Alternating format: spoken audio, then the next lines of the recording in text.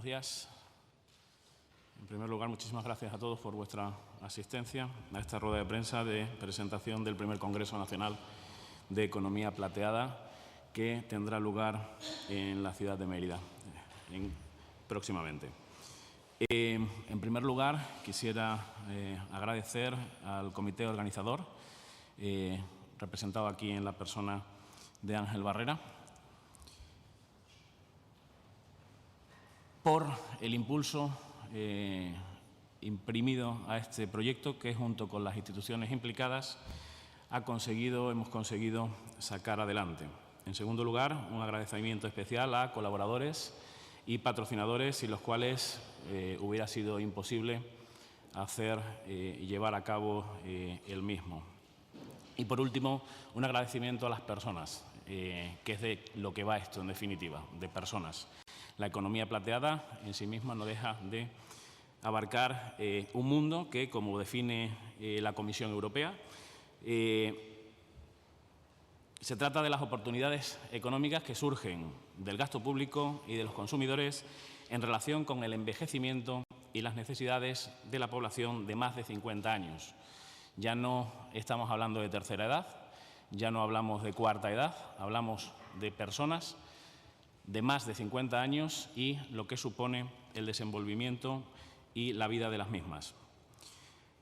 Surgen, por tanto, unas oportunidades de gasto público representado por políticas sociales, sanitarias y de dependencia que están en marcha y que habrá que, en un futuro, ir adaptando a las necesidades, a ese envejecimiento de la población, ese envejecimiento saludable que perseguimos, y un gasto de consumidores, el cual va a desenlazar o va a suponer un desenlace de nuevas oportunidades que inducirán a colaboraciones público-privadas. ¿Por qué? Y, entre otras cosas, porque afortunadamente la capacidad de consumo de estas personas ha crecido o está creciendo y, por tanto, debemos considerarlas por volumen como si de un país se tratara, para que nos hagamos una idea, un PIB equivalente a la tercera economía del mundo. Recordemos que estamos hablando de personas de más de 50 años. Por todo ello, este sector debe fomentar e impulsar espacios y entornos que posibiliten y propicien los envejecimientos o el envejecimiento activo y saludable de estas personas para prevenir y retrasar la dependencia o discapacidades. El lema, ¿qué sería? Podríamos hablar de vivir más y con mejor calidad de vida. Esto quiere decir que tenemos una oportunidad donde actualmente los mercados están desarrollándose en lo que es la economía conocida como economía plateada. Estamos en desarrollo de muchas y nuevas actividades, o bien encaminar hacia la eficiencia en el desarrollo de las mismas. Ahí es donde, desde la política, con los correctos estímulos y regulaciones necesarias, deberemos trabajar e incidir para que se desarrollen estas nuevas áreas de negocio o nichos de mercado, para que, en definitiva y en el fondo, también contribuyan a la generación de nuevos mercados, nuevas economías. Debemos de tener en cuenta unos datos breves porque estamos hablando de que en España el 19,1%, con datos del 2008, de la población son personas mayores según la filosofía de la economía plateada. En 2050, 1 de cada 6 personas tendrá más de 65 años. En Europa, la proporción será de 1 a 4. 1 de cada 4 personas tendrá más de esa edad. Una proyección a 2060, hablamos de que en la Unión Europea el 40% de la población total estará por encima de los 65 años. Para que nos hagamos una idea, en términos presupuestarios, el gasto en asistencia sanitaria de la Unión Europea pasará de un 6,9% al 8,3% del PIB en esas fechas. Y en muchos países el pago de las pensiones superará el 50% del gasto público. Llegados a este punto, surgen, por tanto, desafíos y oportunidades en lo que llamamos la economía plateada. Debemos dejar de hablar de un problema de envejecimiento y, por tanto, poner el acento en las oportunidades que surgen al respecto. Según the World Health Organization, Existen 6 determinantes, 6 dimensiones, 6 vectores que integran una red conectada al respecto de la economía plateada, donde existen una serie de desafíos y unas oportunidades al respecto que deben de ser exploradas. Una dimensión que habla de servicios sociales y sanitarios, en los cuales el desafío es trabajar teniendo en cuenta ese envejecimiento de la población futuro. Estamos hablando de que más del 50% en 2060 de la población de la Unión Europea estará por encima de los 65 años. Y surgen, por tanto, oportunidades en el tema de la digitalización y de soluciones tecnológicas que incrementen, por tanto, la calidad de los cuidados y la eficiencia para reducir la presión fiscal, en definitiva, de los sistemas de salud y la generación de nuevos empleos al respecto. Una segunda dimensión, que puede ser la conocida como la del comportamiento. Básicamente, el desafío es trabajar en ese incremento de esperanza de vida que conllevará una serie de necesidades y vicisitudes que se generarán al respecto. Por tanto, surge una oportunidad en el estudio de ese estilo de vida saludable, un desarrollo del envejecimiento activo y saludable con las políticas necesarias a tal fin. Una tercera dimensión personal, la cual estaría relacionada con el reto de una pérdida evidente por cuestiones de envejecimiento de habilidades y capacidades biológicas, genéticas o psicológicas. Pero surgen oportunidades en el entorno de los juegos de entretenimiento cognitivo, un mercado para la nutrición y la medicina personalizada, así como el uso del Big Data y otras cuestiones tecnológicas que ayudarán, sin duda, a que ese envejecimiento, ese incremento de esperanza de vida sea mucho más llevadera.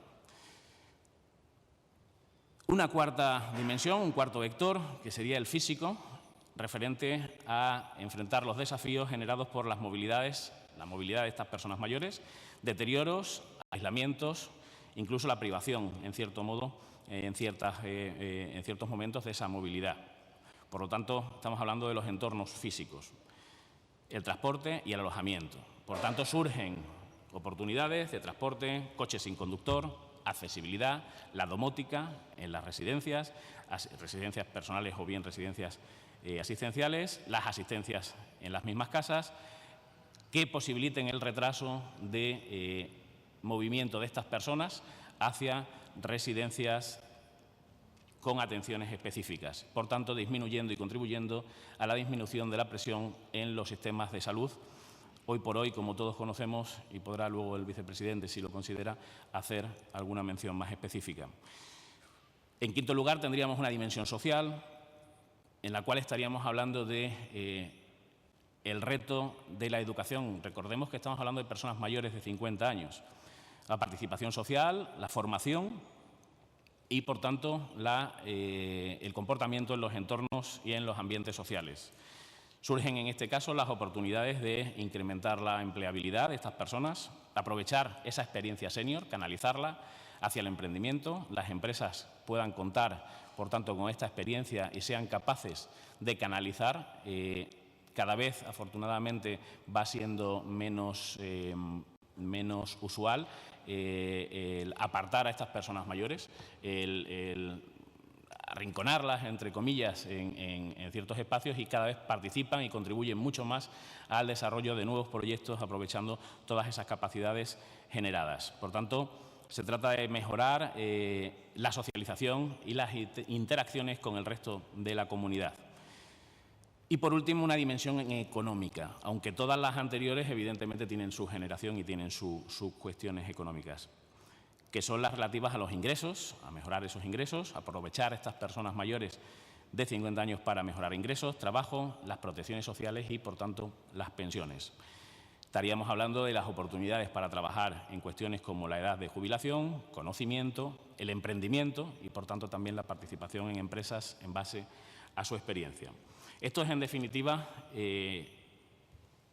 una visión muy global de lo que es la economía plateada y la posibilidad de generación de negocio, de mercado, presente y futuro, para poder dar respuesta a las demandas de estas personas mayores.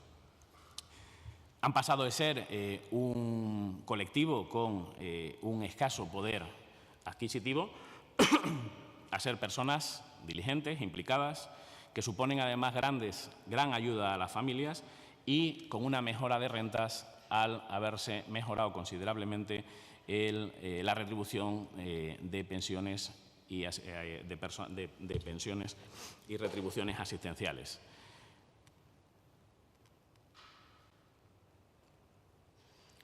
Se abren en ese sentido, y por ser un poco más específico, oportunidades de negocio en torno a la salud conectada, la atención integrada, la robótica, el turismo, el entorno construido, soluciones para los smart home, herramientas y aplicaciones para análisis de datos, antes hablábamos del Big Data, para mejorar ese envejecimiento activo y saludable.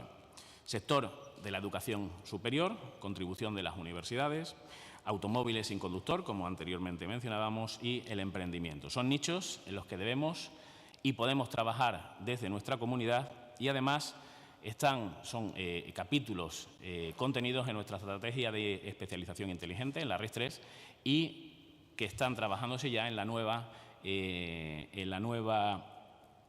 estrategia del nuevo programa operativo 21-27, conocido como la S3 en este caso. Ya pasará la estrategia de especialización a llamarse RIS3, ahora se llamará S3. Por tanto, estamos hablando de una futura creación de puestos de trabajo en torno a todo este sector generado por la economía plateada. Va a aumentar el PIB de los países que implanten nuevos modelos de negocio al respecto, por lo que es preciso que desde las administraciones apostemos por promover mejores condiciones para que emprendedores y empresas, en este caso nosotros desde nuestra tierra, puedan liderar estas nuevas oportunidades. Y creemos sinceramente que estamos en disposición de hacerlo. Por último, es vital, por supuesto, que las empresas, el sector privado, también se involucre de lleno en este cambio de paradigma y contribuya a la mejora de estos entornos, diseñando productos accesibles y adaptados para este mercado de los seniors, que es como también se le conoce.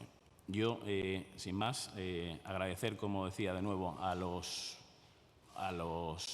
colaboradores, a los patrocinadores del evento y desear que el número de inscripciones sea tan alto como sea posible para que en un futuro podamos, con carácter bianual, en un principio, poder seguir desarrollando este congreso. Va a ser pionero en España y además se abre un abanico de oportunidades que yo creo que es digno de explorarse y sobre el cual se abre ahora mismo un capítulo y debemos de escribir entre todos ese capítulo.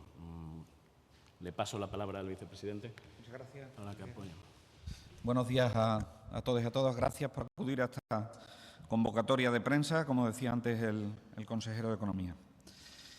En primer lugar, quiero felicitar a la Institución Ferial de Extremadura, FEVAL, por haber tenido la idea de involucrar a una persona como Ángel, el presidente del comité organizador, en una tarea tan importante y tan estratégica como es la de organizar, y por supuesto tan pionera, como la de organizar un congreso de economía plateada. También quiero agradecerle, como decía el consejero, a todos los que colaboran para que este congreso sea posible, a todos los que lo patrocinan, a todos los que colaboran y, sobre todo, invitar a la participación en el congreso. Miren, ¿por qué digo esto? Esto lo digo porque este no es un congreso al uso. Este no es un congreso al uso. Este congreso forma parte de la justicia social. Forma parte de la justicia social. ¿Por qué digo que forma parte de la justicia social? Pues forma parte de la justicia social porque en este país, mucho le debemos a esas personas que han permitido a lo largo de toda su historia y que ahora tienen una edad, haber contribuido, como decía, a que tengamos una sociedad mejor. El hecho de que yo haya podido estudiar medicina siendo hijo de un mecánico y de una ama de casa significa que en este país, que en esta región, ha habido personas que ahora tienen una edad que han permitido que tengamos a día de hoy una sociedad mejor. Por lo tanto, este Congreso viene a rendir un homenaje, y a ser un gesto de justicia social para aquellas personas que han contribuido a que hoy tengamos una sociedad mejor que en la que vivieron nuestros antepasados. En segundo lugar, este Congreso muestra que somos una sociedad inteligente,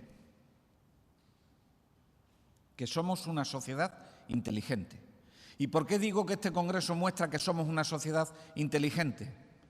Porque permitimos que la experiencia acumulada durante tantos años, durante tantas décadas, de estas personas que ahora son, o somos, mejor dicho, senior o personas de edad, tengan una participación activa en la sociedad, porque mucho tienen que contribuir para enseñarnos cuál es el rumbo del futuro. Por lo tanto, justicia social, sociedad inteligente y, además, tocamos de lleno no solo objetivos de desarrollo sostenible en este Congreso, sino que apostamos firmemente por el afrontamiento de lo que hoy se denomina el reto demográfico.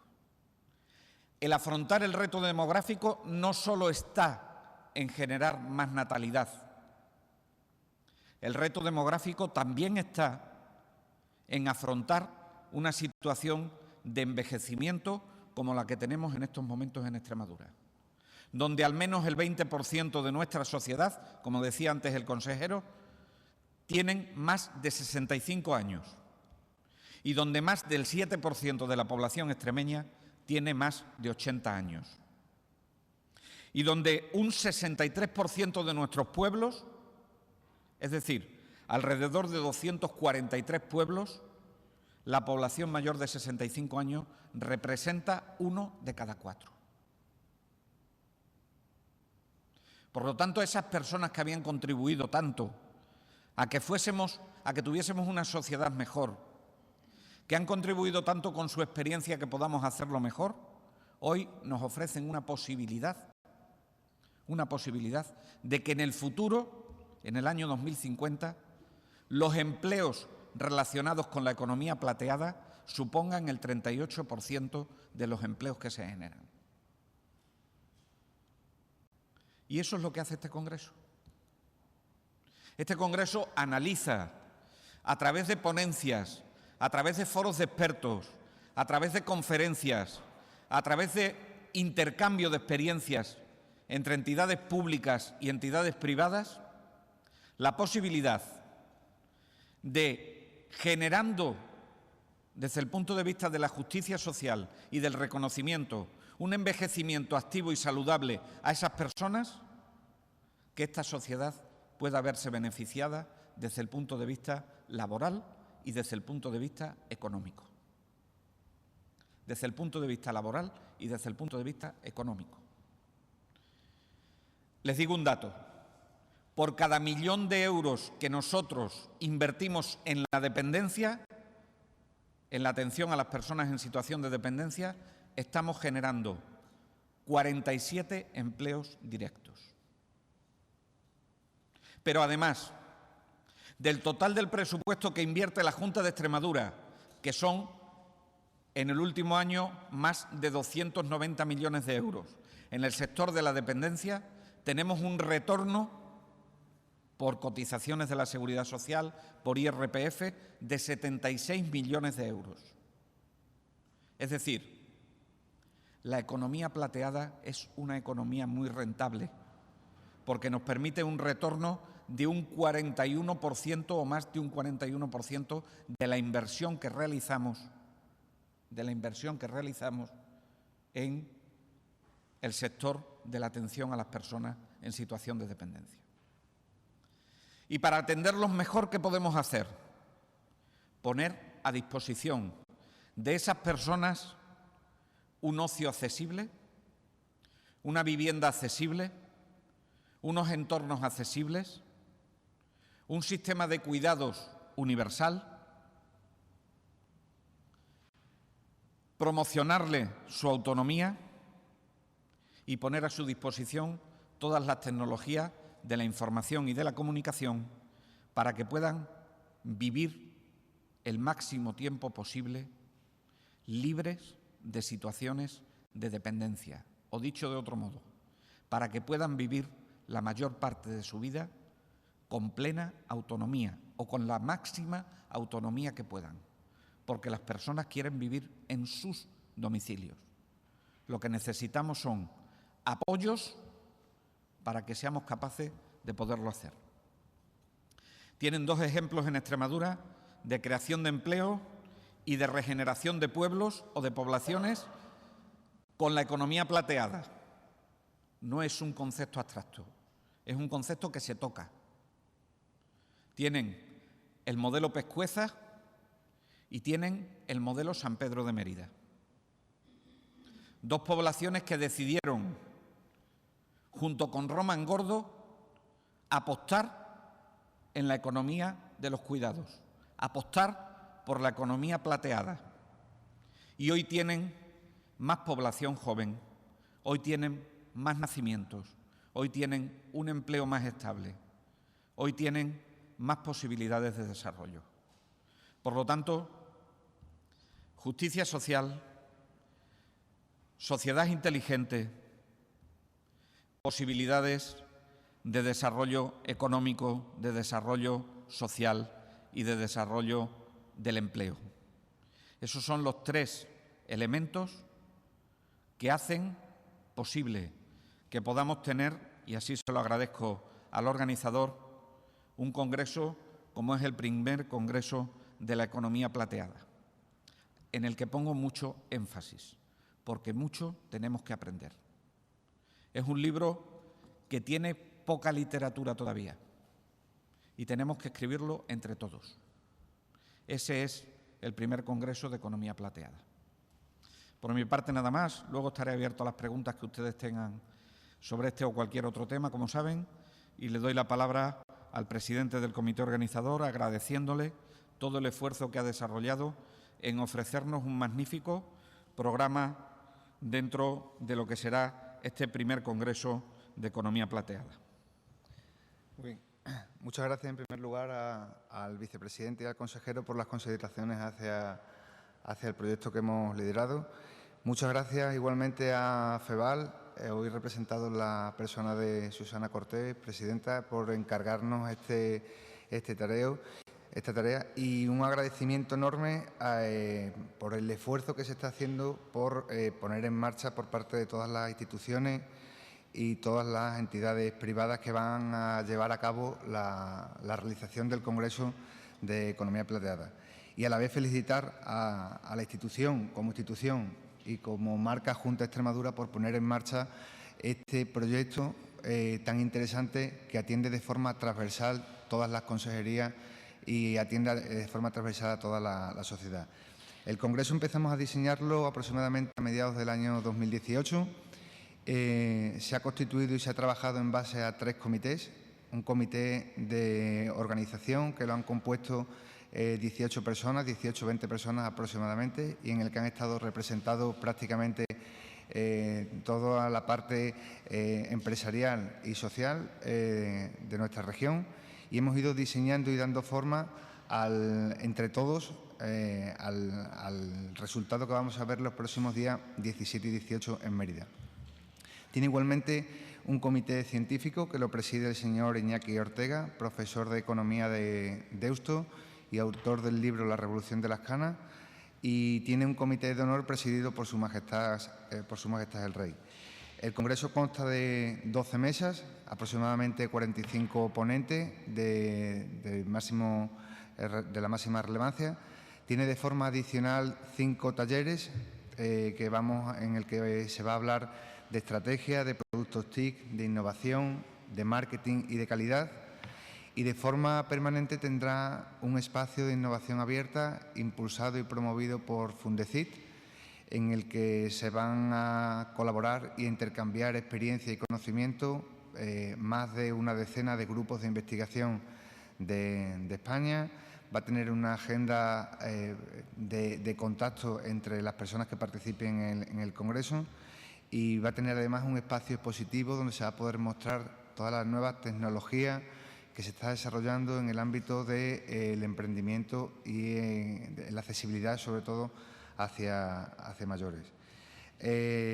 Además, en el marco del Congreso se va a desarrollar un foro específico de turismo de salud, impulsado igualmente por la Junta de Extremadura, donde vamos a hablar de todos esos conceptos nuevos en materia de turismo de salud. En definitiva, un congreso, como digo, de día y medio, muy amplio para hablar de todos los conceptos que de forma transversal muestran esta nueva realidad que tenemos, que es el envejecimiento poblacional, y al que se han invitado a todos los colegios profesionales del ámbito de la salud de Extremadura, los colegios de farmacia, a las patronales territoriales de economía, dándole especial importancia igualmente a nuestro país vecino, a Portugal, y a las cámaras de comercio. Les detallo muy brevemente en qué consistirán las mesas. Tendremos una exposición plenaria inaugurada por Iñaki Ortega y el profesor Alexander Calache, que es experto mundial en envejecimiento activo y que colaboró de forma activa en lo que hoy conocemos como los pilares del envejecimiento activo. Alexander Calache viene desde Brasil y es un referente internacional. En la siguiente mesa hablaremos de los pilares de la economía plateada, donde Maite Sancho, Josep Martín, María Cordón y Pedro Cano de Sanitas, Inforesidencia, Blue Healthcare y Maite Sancho, experta gerontológica europea, hablarán sobre los nuevos diseños que vamos a trabajar en el ámbito específico de la atención y de los cuidados. Esa mesa estará dirigida por Fundesalud, coordinada por don Miguel Álvarez Bayo. A continuación, tendremos una mesa que hablará de los nuevos modelos económicos en el cambio social, cómo todas las administraciones, cómo todas las empresas, cómo todos los pilares que tenemos actualmente deben ir pivotando hacia ofrecer sus productos y sus servicios hacia el conjunto del único sector de la población que va a crecer en las próximas 6 décadas. No hay otro sector de la población que crezca como el sector de las personas que tienen más de 55 o 60 años. Y en base a eso, todas las organizaciones que tenemos ahora mismo deben de ir pivotando su nuevo producto, su nuevo servicio, hacia ofrecer un servicio de calidad hacia ese colectivo. La siguiente mesa hablará sobre cómo crear espacios nuevos intergeneracionales. Vamos a hablar de los nuevos modelos de vivienda, las nuevas formas de convivir, los nuevos servicios, los nuevos cambios que van a llegar, que están llegando ya en otras zonas de Europa, cómo vamos a empezar a cambiar la manera de entendernos como sociedad y vamos a hablar de diferentes modelos de convivencia.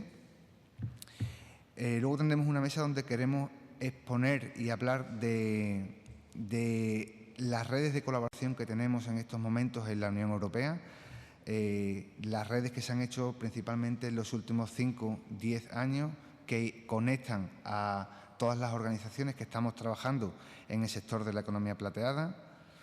La siguiente mesa hablará de toda la innovación TIC que se está desarrollando en el marco del envejecimiento y cerraremos el primer día con una mesa en la que vamos a hablar de la importancia de la responsabilidad social corporativa que deben de tener tanto las administraciones públicas como las empresas para enfocar y poner el foco en la atención hacia el colectivo de las personas mayores. Al siguiente día, el segundo día, el día 18, arrancaremos la mañana con una mesa específica donde hablaremos del abordaje de cuidados y dependencia en el cambio demográfico a través de 4 organizaciones igualmente que están prestando modelos de atención, donde vamos a hablar de no solo de ciudades amigables, sino vamos a hablar también de ciudades compasivas, cómo nos preparamos como sociedad y como ciudad en el cuidado al final de la vida de la persona. Vamos a ver las dos vertientes, cómo preparamos a nuestras ciudades de forma integral hacia un envejecimiento activo y saludable y desarrollamos ciudades amigables con las personas mayores, pero también cómo preparamos a nuestras ciudades en ciudades compasivas. La siguiente mesa en la que hablaremos, veremos a la empresa como una organización social dentro del cambio poblacional. Igualmente contaremos la experiencia de la Administración, principalmente la local, y el nuevo modelo organizativo del municipio. A través de 3 experiencias diferentes, veremos, como ha nombrado el vicepresidente, la experiencia de Pescueza, que es una experiencia para estudiar no solo en el contexto regional, sino es relevante en el contexto europeo. Y veremos igualmente 2 experiencias de ciudades que tienen un nivel superior, como una es el Ayuntamiento de Bilbao y otra es el Ayuntamiento de Madrid. 3 niveles de administración local donde tienen poblaciones muy diferentes y ver la experiencia de cómo la ciudad está cambiando hacia ese envejecimiento poblacional. La siguiente mesa será la actividad social y laboral a partir de los 60 años, cómo la persona envejece dentro de su empresa y cómo las empresas tienen que afrontar el reto demográfico introduciendo nuevos cambios. Y la última mesa que tendremos, con la que cerraremos el Congreso, hablará sobre los cuidados sociosanitarios en la vida de la persona mayor y tendremos la posibilidad de entender 4 modelos específicos de 4 territorios específicos de nuestro país, el de Andalucía, el de Castilla y León, el del País Vasco y, por supuesto, el de Extremadura, con 4 modelos donde, a través de sus directores generales o de la consejera del País Vasco, pues nos van a mostrar su realidad. De forma paralela a las mesas, tendremos, como le digo, un programa paralelo donde Fundeci va a desarrollar un espacio de innovación abierta, donde va a haber intercambios, mesas de colaboración, talleres, ponencias. En definitiva, un día y medio donde vamos a poder conocer de primera mano la experiencia de un trabajo grandísimo que se está haciendo de forma transversal en este cambio poblacional que tenemos, que es el cambio poblacional del envejecimiento de nuestra sociedad, para entender que es un reto efectivamente que debemos de aportar, pero que sobre todo es una oportunidad en la que nos tenemos que posicionar y donde territorios como el nuestro se debe de posicionar para abordarlo de la forma más inclusiva. Por mi parte, nada más que reiterar nuevamente el agradecimiento que se está haciendo desde todas las instituciones y entidades privadas para que este congreso se lleve a cabo y nada más, por mi parte. Muchísimas gracias, Ángel. Si tienen algún tipo de preguntas para el vicepresidente, para mí, para el presidente del comité organizador. Muy buenas. Yo quería preguntar al consejero Vergeles 2 cosas.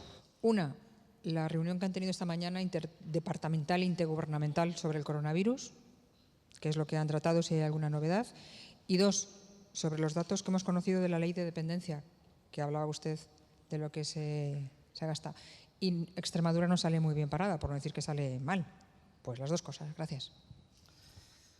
En relación a la primera pregunta, decirle que estas reuniones de coordinación las vamos a tener semanalmente.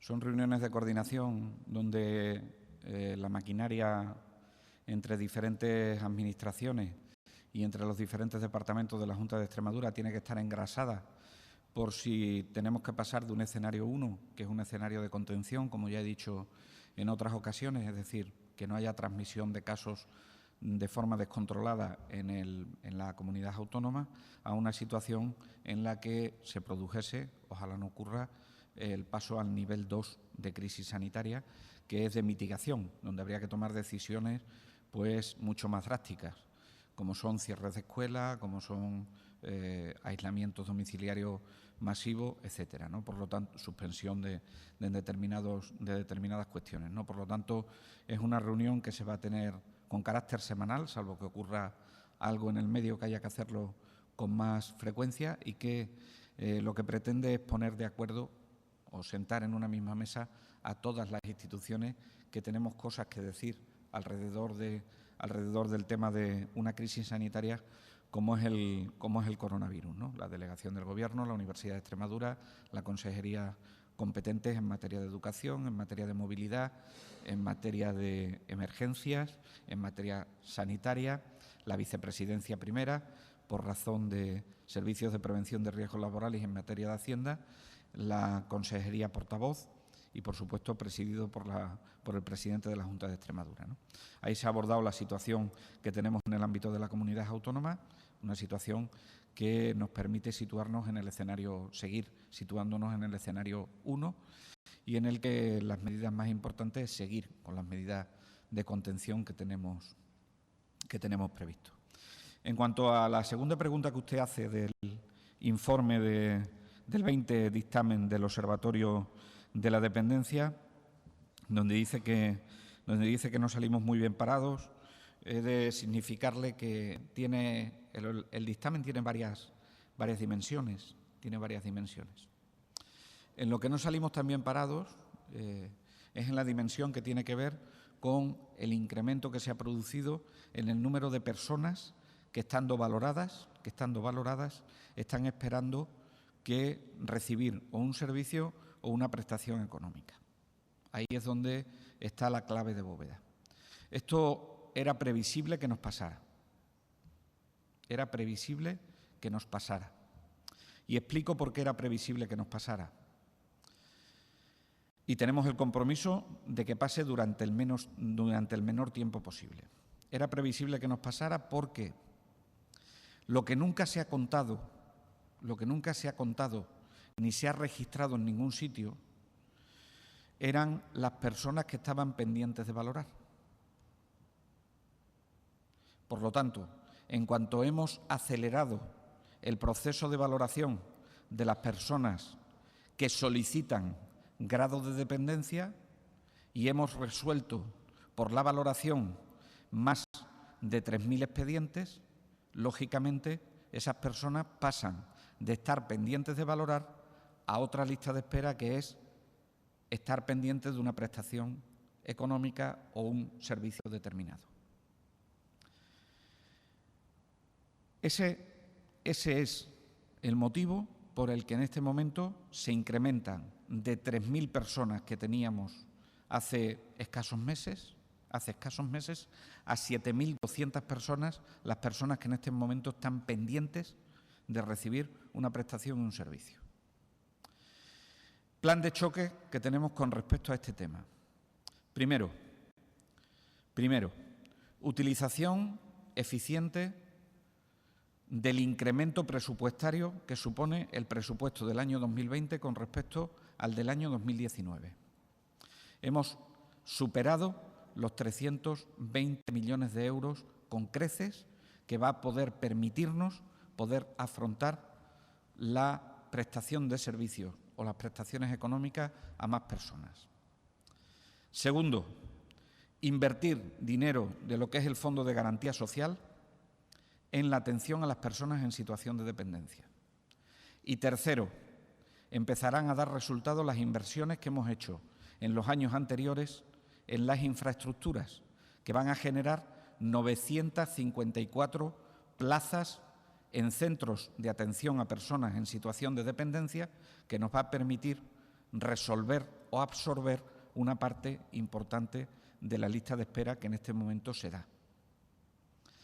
Y ahora, esto que digo lo hacemos desde el ámbito de la Comunidad Autónoma de Extremadura.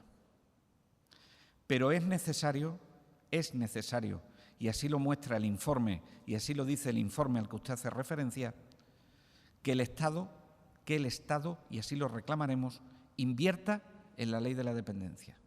Porque desde que apareció el Real Decreto Ley 20/2012, Extremadura ha perdido más de 74 millones de euros de inversión que podían haber venido a la comunidad autónoma para absorber esa lista de espera de personas en situación de dependencia.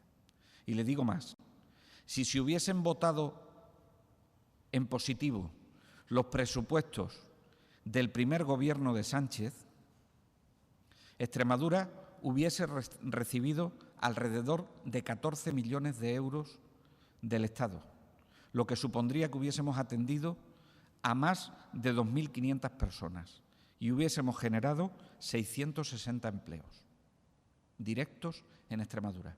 Por lo tanto, vamos a seguir reclamando al Estado que se cumpla lo que el vicepresidente del Gobierno de España, el señor Iglesias, ha expresado en su comparecencia en el Congreso de los Diputados sobre líneas generales de su departamento.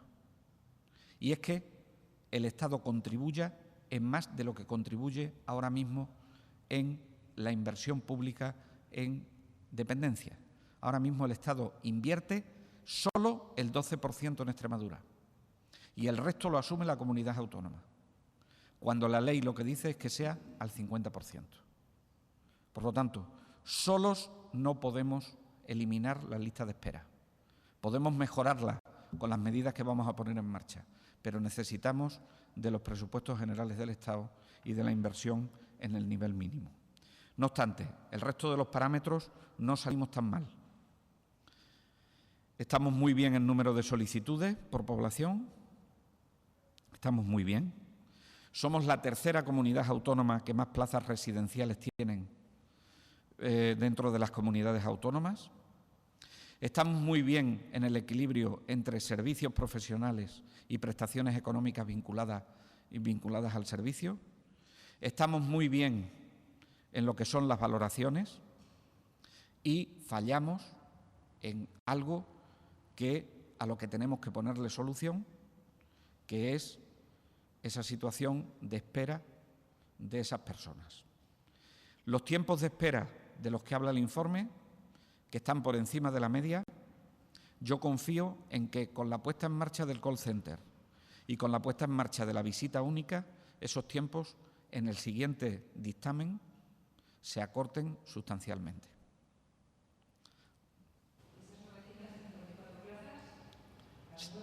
Serían nuevas y serían públicas. Pues están haciéndose las inversiones ya y yo espero que en el plazo del año 2020 seamos capaces de disponer de ellas. Se irán haciendo de forma progresiva porque son inversiones que se han hecho en diferentes municipios. Sí, consejero, volviendo al virus COVID-19, coronavirus, no sé si en estas reuniones, imagino pues que todos los departamentos de la Junta junto con la universidad, no sé si nos puede dar más detalle pues, de ese protocolo, de esa hoja de ruta que se marca. Y de otro lado, una mujer embarazada da positivo en coronavirus, ¿hay un protocolo diferente? ¿Es el mismo que para una persona que no esté embarazada? El mismo, lo que pasa es que la vigilancia activa deberá realizarse también sobre el feto, no solo sobre la mujer. Es como si una mujer se infecta por otro tipo de virus y tiene una determinada infección. No hay medidas farmacológicas, para abordar el virus. Por lo tanto, lo que tendremos es que extremar las precauciones y lo que tendremos es que vigilar muy bien, no solo, en este caso, a la madre, sino también al feto para ver si el virus está generando algún tipo de problema a lo largo del embarazo. Se empezará a considerar como un embarazo de alto riesgo y, por lo tanto, tendremos que vigilar estrechamente esta situación para ir aconsejándole a la pareja o a la madre las decisiones que tiene que ir tomando en función de lo que se vaya viendo. Mire, el protocolo es el mismo que hemos dicho todos estos días. Sigue la misma definición de casos.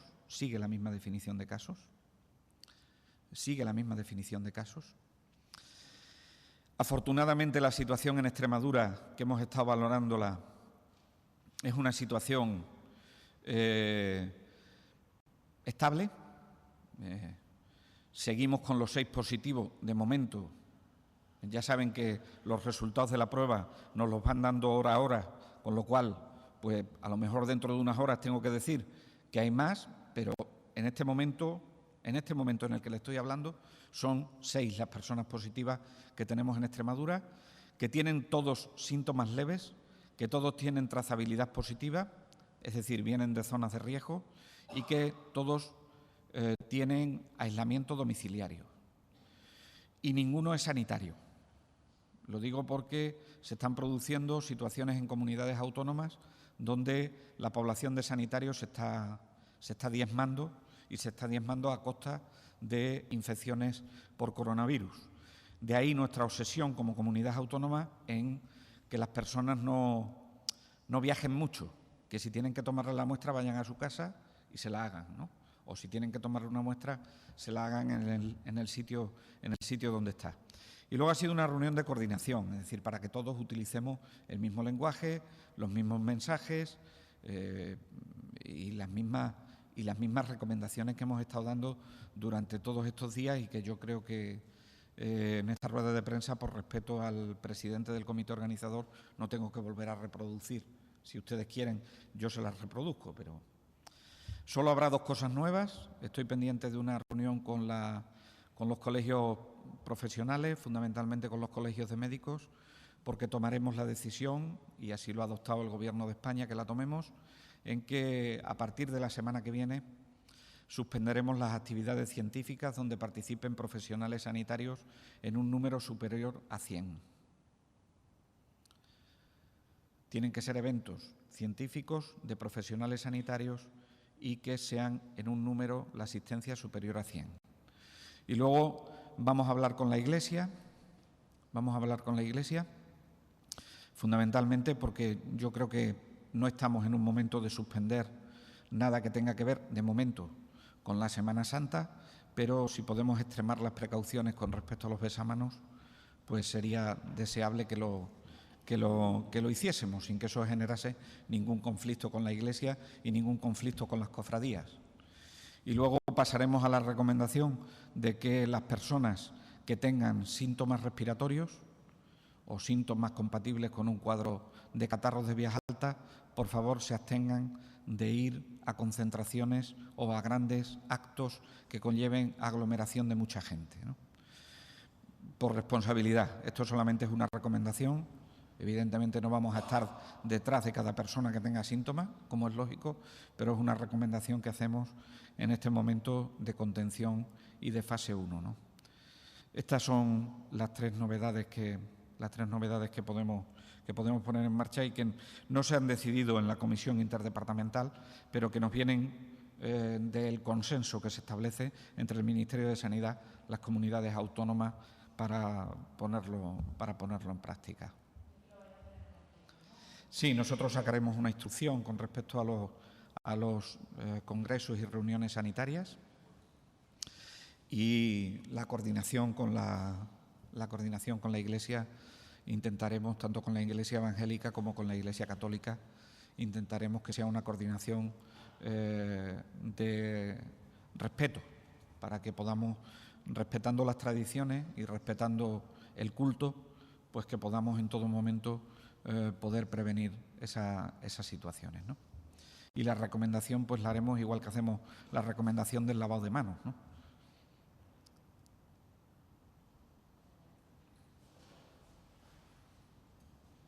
Que yo estaba pensando, suspender concentraciones de actividades científicas con más de 100 participantes. Sí. ¿Por qué actividades científicas y no, por ejemplo, congresos? Porque imagino que en este congreso habrá más de 100 participantes. ¿Por qué solo las científicas? Porque, mire, no son científicas que vayan dirigidas a profesionales sanitarios, he dicho. El muro de contención del coronavirus son los profesionales sanitarios y tenemos que cuidarlos. ¿Saben por qué? Porque ya hay una comunidad autónoma en este país que ha tenido que cerrar un centro de salud y tiene diezmado uno de los hospitales.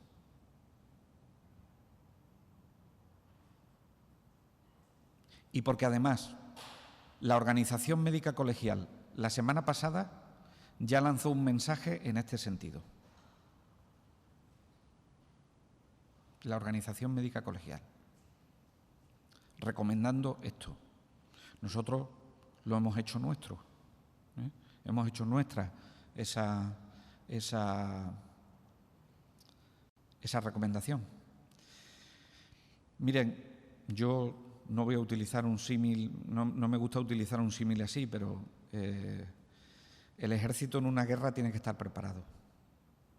Y el ejército en esta guerra, el enemigo es el coronavirus.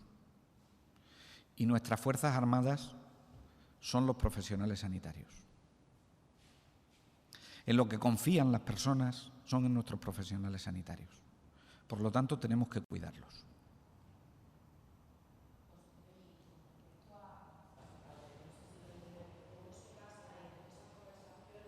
la Iglesia católica evangélica para respetar el culto, respetar las tradiciones, o sea, ¿cuál sería el mensaje para ellos? Porque si le dicen, se suspenden las procesiones, no sé yo hasta qué punto... No, yo las procesiones, no entran las procesiones, por favor no pongan eso porque no lo he dicho, no lo he dicho. No.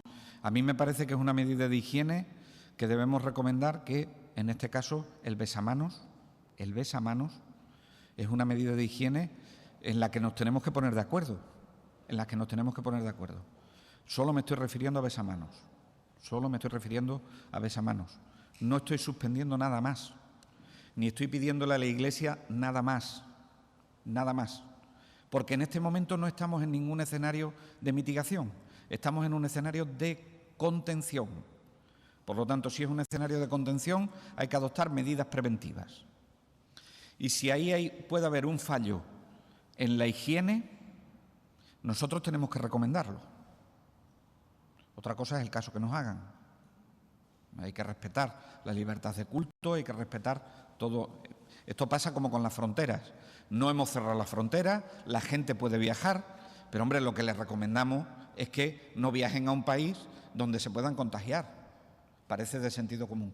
Pues eso mismo es lo que pretendemos hacer con la Iglesia evangélica y la Iglesia católica, que no tienen culpa de esto, pero que vamos a intentar establecer un diálogo constructivo para que las medidas de higiene sean las adecuadas cuando se vayan a realizar determinadas actividades, y pongo, por ejemplo, el besamanos, ¿no?, que es algo que en Semana Santa saben ustedes que por razón de culto se suele hacer. Ya está. Vale, muchas gracias. Muchas gracias.